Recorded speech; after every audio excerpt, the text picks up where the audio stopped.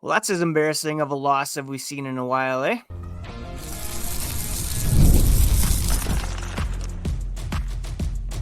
You're Locked On Bruins, your daily podcast on the Boston Bruins. Part of the Locked On Podcast Network, your team every day.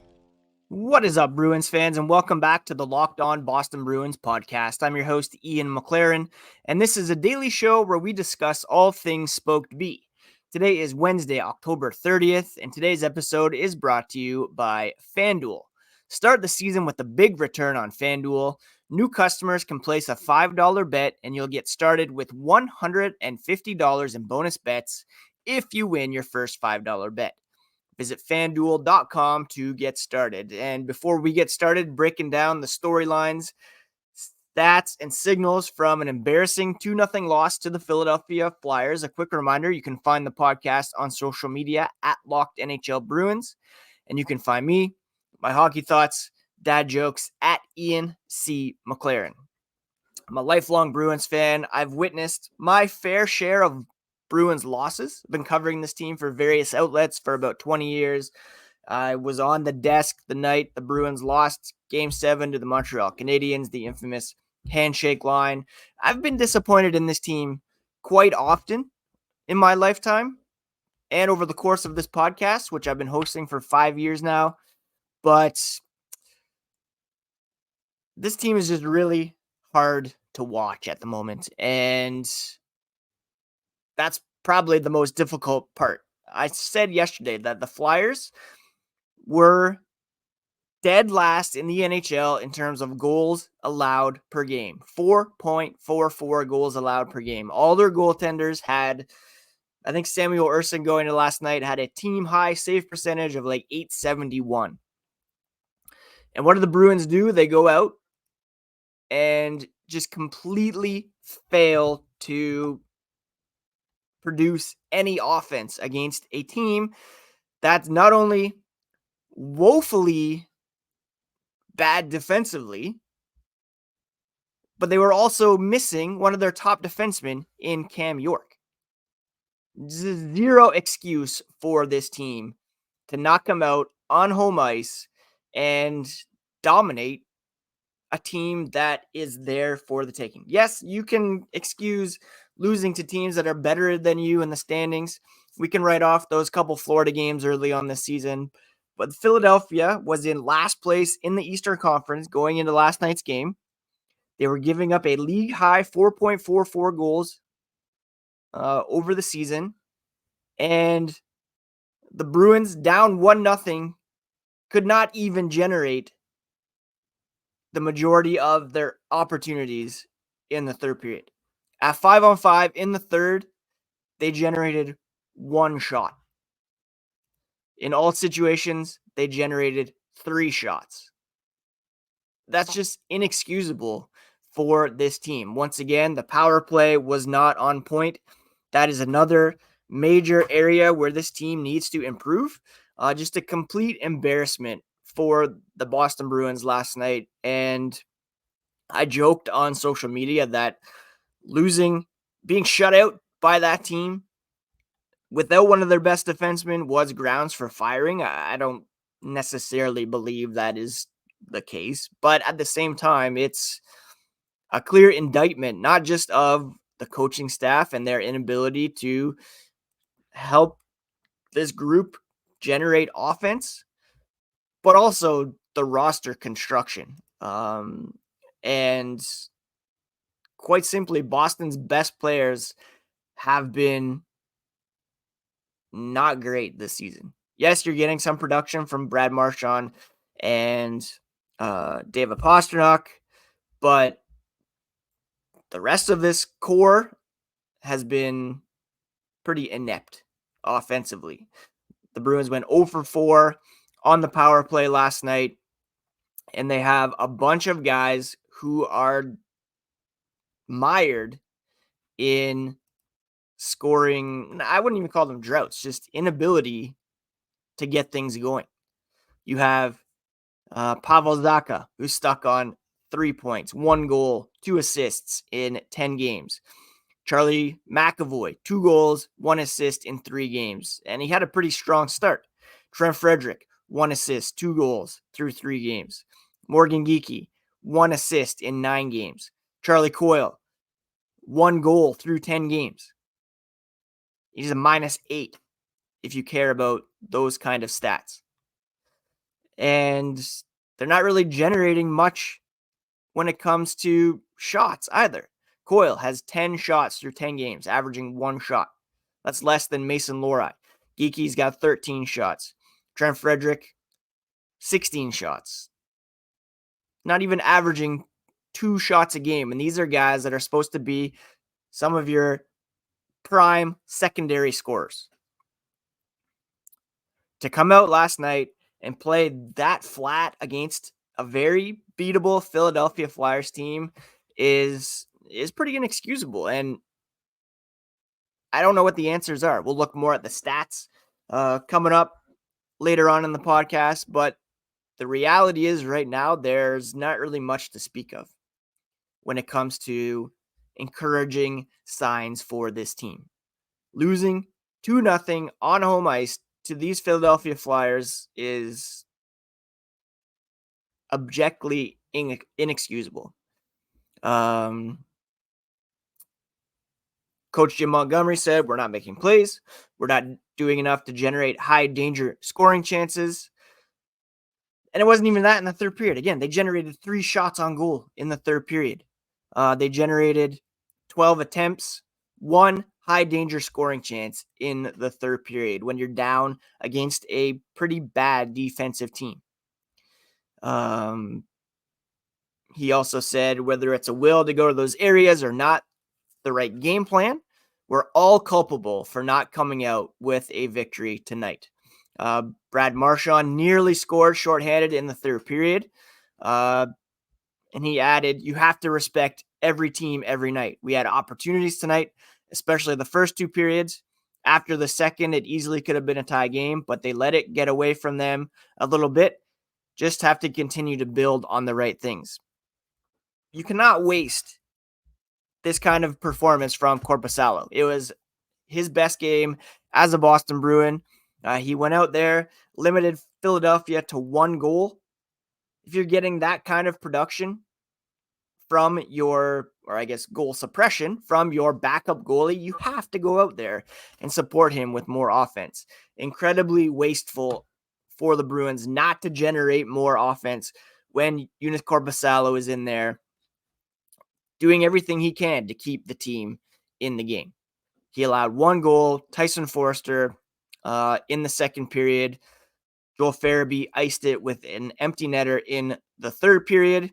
And extra attacker, the Bruins could hardly muster anything. In fact, Farabee's goal came off a turnover by, I believe, Charlie McAvoy.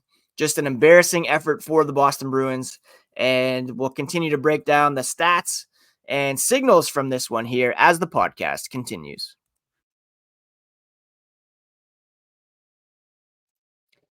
PrizePicks is the best place to get real money sports action. With over 10 million members and billions of dollars in awarded winnings, PrizePicks has made daily fantasy sports accessible to all.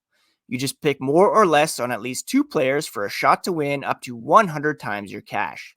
Run your game all season long on PrizePicks.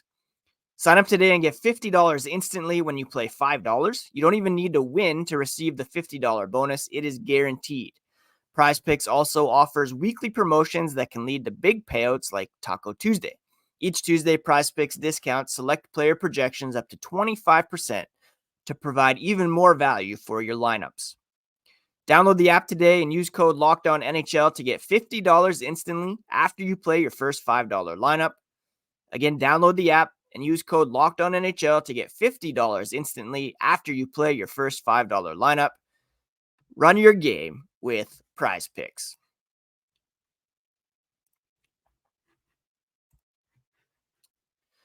I pointed out some of the egregious stats from last night's game. Let's take a bit of a deeper look into it. Overall, the Bruins did come out with a 71-46 shot attempt differential in this one. They outshot the Flyers 23-19. They had 37 scoring chances. High danger chances were 11-10. However, a lot of that was generated in the first period, and when things went on, and when you would expect the Bruins to play with more desperation, like in the third period, they were actually outplayed by Philadelphia in that period. They had fewer attempts, fewer shots, fewer scoring chances, and fewer high danger chances in the third period, all while trailing 1-0 again to a team that was averaging 4.44 goals allowed per game, so more than one per period, almost 1.5 goals per period heading into last night's game. They had a goaltender who was carrying an .871 save percentage heading into last night's game. They're playing without one of their top defensemen in Cam York, and that's the effort that you bring in the third period. Just absolutely embarrassing for the Boston Bruins. When it comes to individual performances, who led the way in terms of shots on goal? Well, Elias Lindholm, 20 minutes of ice time. He had 5 shots for the Bruins. Marchand, Pasternak had 3 apiece. Justin Brazeau with 2. Nobody else had more than 2. Pavel Zacha, Johnny Beecher, Marcus Stelic, Matt Poitras, all without a shot on goal in last night's game. From the blue line, not much going on. Andrew Peeke, Nikita Zadorov with 2 shots apiece. And Carlo McAvoy, 1, nothing from Lindholm and Lohrei. Joonas Korpisalo had a .944 save percentage in this one, taking the L. 18 shots, 17 saves, 1 even strength goal. And that should be enough for Korpisalo to get the W. That would have been really big for him. He did raise his season save percentage to .872. To have that kind of performance from Korpisalo and not make good on it is, again, very, very unfortunate. What does this mean big picture for the Boston Bruins? Well, if you look at the standings this morning, you go to the point percentage, the Bruins tied for last in the Atlantic Division with the Buffalo Sabres and the Montreal Canadiens, 450 point percentages. They've got 9 out of a possible 20 points so far this season, and they're also second last when it comes to goal differential. You have Montreal at -12 after they were tuned last night 8-2 by Seattle, who the Bruins play coming up this weekend, by the way. And the Bruins are at -7, worse than the Buffalo Sabres, who are at -4. If you look at the Eastern Conference point percentage, the Bruins are now in a tie for 12th with the Canadiens and Sabres. The only teams worse are the Islanders, who have a 444 point percentage, so just slightly back with a game in hand on the Bruins. The Flyers jumped out of the bottom spot last night by way of their win over the Bruins, and the Penguins, having lost 3 in a row, they dropped to bottom in the Eastern Conference, a 318 point percentage. Goal differential, the Bruins have the 4th worst goal differential in the Eastern Conference, currently at -7. Now, on The Athletic this morning, they posted their updated standings projections. And right now, the Bruins are 18th ranked in the NHL and have a 48% chance of making the playoffs. Not great. They have a 4% chance of making the Cup final, 2% chance of winning the Stanley Cup. Right now, the odds are not in their favor to even qualify for the Stanley Cup playoffs, which would be an abject failure for this team. You saw what they were able to do last season in what was called a transition year, as they dealt with the salary bonus overages for David Krejci and Patrice Bergeron. They tried to stay afloat with James Van Riemsdyk, Danton Heinen, both of whom are posting better numbers elsewhere than of some guys who were retained by the Boston Bruins. Danton Heinen in 8 games with the Canucks has 2 goals, 4 assists. You have James Van Riemsdyk, who is playing with the Columbus Blue Jackets. He's got 2 goals, 1 assist in 8 games, so better point per game average than the likes of Frederic, Geekie, Zacha, Coyle. Jake DeBrusk, for those who are wondering, still looking for his first goal with the Canucks, but he does have 4 assists through 8 games. It's pretty bad right now for the Boston Bruins. And up next, they have a game against the Carolina Hurricanes. Then they have a back-to-back this weekend with those same Flyers and the Seattle Kraken, who I mentioned just beat the Bruins last night. So those are the key stats you need to know. The Bruins have a 48% chance of making the playoffs. It's not really that early anymore. They've played a good chunk of the season now. Enough of a sample size for us to kind of think this could be what they are.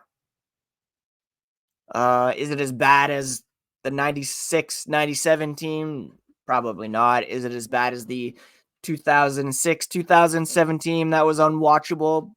Probably not. There's still enough there, and it is still fairly early, even though I just said it's not super early. And there are some new faces still getting used to the season. It is a long season. They could go on a bit of a run here to get back to what we have become used to them being. But right now, it's very hard to see this team competing for anything other than a wild card spot, sneaking into the playoffs, and then who knows what could happen from there. But getting there is the main goal right now, and that is more questionable now than it has been in several years. What signals, what trends can we take from this loss to the Flyers moving forward? We'll discuss that here as the podcast continues. FanDuel is America's #1 sportsbook, and you can tackle NFL action this season with FanDuel. Right now, new customers can bet $5 and get $150 in bonus bets if you win on that first $5 bet. The FanDuel Sportsbook app gives you everything you need to place live bets on the NFL all in one place. If you get a hunch in the middle of the game, you can check out the latest stats, view live play-by-play, and so much more on the same page where you place your bets. So visit FanDuel.com to join today. Again, you'll get started with $150 in bonus bets if your first $5 bet hits. That's FanDuel.com. Never waste a hunch and make every moment more with FanDuel, an official sportsbook partner of the NFL. So where do the Boston Bruins go from here? Well, head coach Jim Montgomery did schedule a practice for this morning. They're not getting a day off here as they prepare for the Carolina Hurricanes, a team that has had their number recently, and we don't necessarily pencil in a win here for the Boston Bruins. It's going to be a tough go for them in that game, and who knows if there will be reinforcements recalled for that or signed. We're still waiting for a Tyler Johnson contract. No, I don't think Tyler Johnson's going to come in and revolutionize the offense, but he did score 17 goals last year for a pretty bad Blackhawks team in only 67 games, and quite frankly, you can't get worse production than what you're getting from a guy like Morgan Geekie or even Trent Frederic, Charlie Coyle. These guys are not getting it done. Pavel Zacha. Lindholm has tapered off offensively. These guys are not contributing right now. Your best players, your Pasternaks, McAvoys, aren't exactly stepping up either. So maybe they need a jolt of fresh energy in the locker room to get things going. A guy who's been there, who knows how hard it is to win in this league, who's coming in on a PTO, whereas these guys have earned contracts, stability. That can all be taken away. And you look like crap right now. This team is so boring to watch. They're not fun. There's no energy. There's no inspiration at all. You have to send some sort of message by shaking things up, by signing Tyler Johnson, by putting another guy in waivers. Heck, making a trade if necessary. If you're going to sit here and say, yeah, Jim Montgomery's system is not perfect. It's not generating anything right now. The power play is anemic. There are some system and strategy things that do need to be tinkered with. But if you're sitting here and saying Jim Montgomery can't coach this group is set up for success. It's a coaching problem. He's not getting through to them. Someone else is going to come in and lead this group to glory. I mean, it goes higher than that. This is a group that Don Sweeney, Cam Neely have put together, and it's not good right now. Anyways, you have Korpisalo making $3 million against the cap when you are in desperate need of offense, and then you go out and waste his best performance of the season without the proper tools in place to succeed. I don't know what we expect from Jim Montgomery here at the moment. I expect them to come out guns blazing on Thursday against the Hurricanes. We expect them to pepper whoever's in net, whether it be Kochetkov or Spencer Martin, who was just recalled. We expect them to be more creative offensively, to score some goals, quite frankly. But the more this enters into bottom of the East or bottom of the Atlantic territory, in today's NHL, the harder it is for you to make up that ground. So they cannot afford to drop these points against lesser teams like the Philadelphia Flyers. I did jokingly check last night's game to make sure they have their first round pick this year. They do. They don't have a second. If this team bottoms out, it's going to take a long time. They've committed long-term to a bunch of players here. Pastrnak, Swayman, McAvoy, Lindholm. Both Lindholms under contract for some time. Zadorov. You're not throwing the towel in on this group because what are you going to do? You're kind of stuck with these guys. Who's going to come in and take that Zadorov contract off your hands or that Lindholm contract off your hands? Don Sweeney has brought these players in with the belief that he can win with them, and it's going to come to a point where you can't just pin it on the head coach. He's already hired 2 head coaches. You bring in another, at some point it's going to reflect on you. So that's kind of where we're trending here following this loss. Don't understate it. It was a bad loss for this team on home ice against a very bad defensive team. To get shut out like that, especially without much or any push in the third period, it's pretty embarrassing. So that's where we are right now here on Locked On Boston Bruins. That's it for today's episode. Please do subscribe if you have not already on your favorite podcast app and on YouTube. Check out Locked On NHL Fantasy next to get a leg up on the competition with expert tips from Steele and Flip. And please do take care of yourselves. Take care of each other. Crazy times these days. A lot going on in the world.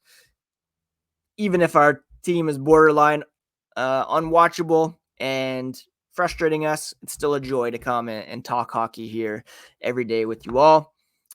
So yes, please do take care, and we'll talk to you again here tomorrow on a fresh episode of Locked On Boston Bruins, part of the Locked On Podcast Network. Your team every day. We'll preview the Hurricanes game, bring you all the latest on the black and gold, do our cup check, look at the top 5 teams, see where the Bruins rank among them. Spoiler alert, not close. Look forward to that tomorrow. Take care, friends.